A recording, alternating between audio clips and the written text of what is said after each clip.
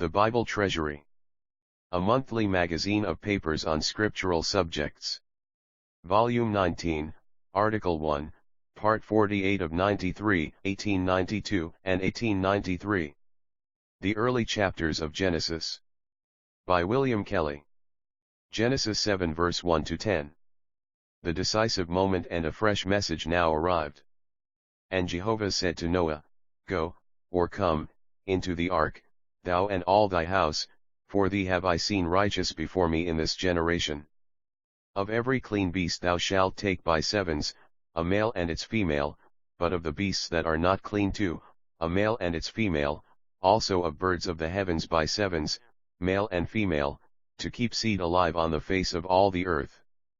For yet 7 days and I will cause it to rain on the earth 40 days and 40 nights, and all the living substance that I have made will I destroy, blot out, from off the face of the ground. And Noah did according to all that Jehovah commanded him. And Noah was 600 years old when the flood of waters was on the earth. And Noah went in and his sons, and his wife and his sons' wives with him, into the ark, because, from the face, of the waters of the flood, of clean beasts, and of beasts that are not clean, and of birds, and everything that creeps on the ground, went in 2 and 2 to Noah into the ark, male and female, as God commanded Noah. And it came to pass after 7 days that the waters of the flood were on the earth, verses 1 to 10. A good deal is sometimes made of the word come in the authorized version of verse 1.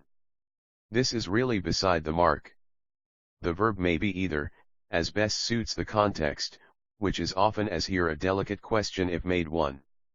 When it means entering where the speaker is, come is the more correct in the usage of our tongue, where no emphasis of this kind calls for it, either may be used correctly, as for instance here.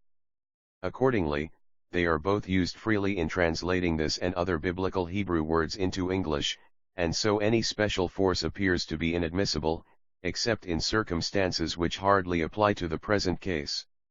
Yet we cannot but own the mercy shown to Noah, and for his sake where there could be no personal ground of commendation. All his house benefited by its head. And Jehovah said to Noah, Go into the ark, thou and all thy house, for thee have I seen righteous before me in this generation. It was not a small thing to say righteous before Jehovah, and especially in this generation, so reprobate as it was already, and so pronounced by him. The propriety of the change from Elohim, God, as in the latter half of Genesis 6, to Jehovah, the Lord, here, is strikingly and beyond all just doubt confirmed by internal considerations. It is no longer the faithful Creator merely, but special relationship, and ends of a higher and more intimate nature. Hence we have a quite new call to the patriarch as one who had found grace in the eyes of Jehovah and was righteous before him. Of every clean beast thou shalt take to thee 7, a male and its female, and of the beasts that are not clean too, a male and its female, also of birds of the heavens 7, to keep seed alive on the face of all the earth. Here the distinction, afterwards minutely expounded under the law, first appears, where the special name of Israel's God is introduced, a distinction thus early enforced in the preservation of animals, where the claim of sacrifice was met and the need of suitable food foreshadowed.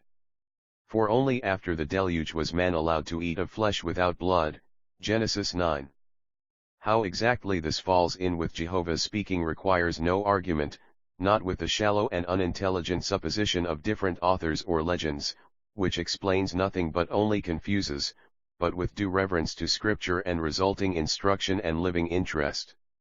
Next, we have Jehovah's considerate care in the notice given of but 7 days before the flood, that Noah and his family might the more calmly enjoy their deliverance and the goodness of their deliverer. The world of unbelievers had refused the warning that sounded through 120 years, the 7 days' notice was a fresh proof of gracious concern in those that believed.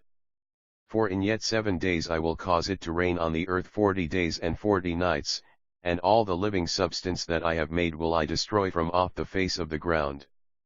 And Noah did according to all that Jehovah commanded him. 40 appears to be the number of trials or endurance put to the test, as in Moses, Israel, Elijah, Jonah, and Ezekiel, for Judah so in the legal strokes inflicted on an evildoer, with a limit not to exceed, and so here and such in the temptation. The special force of these 5 verses is the more confirmed by the general statement which follows in verses 6 to 10, where God appears rather than Jehovah, and consequently nothing of moral relationship in particular. Here we have Noah's age when the flood came 600 years, and the entrance of himself and all his house into the ark, Genesis 7 verses 6 and 7.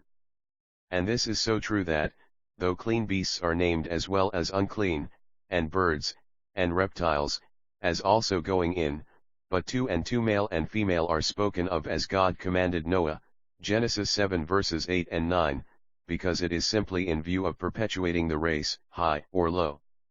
And it came to pass after the 7 days that the waters of the flood were upon the earth, Genesis 7 verse 10.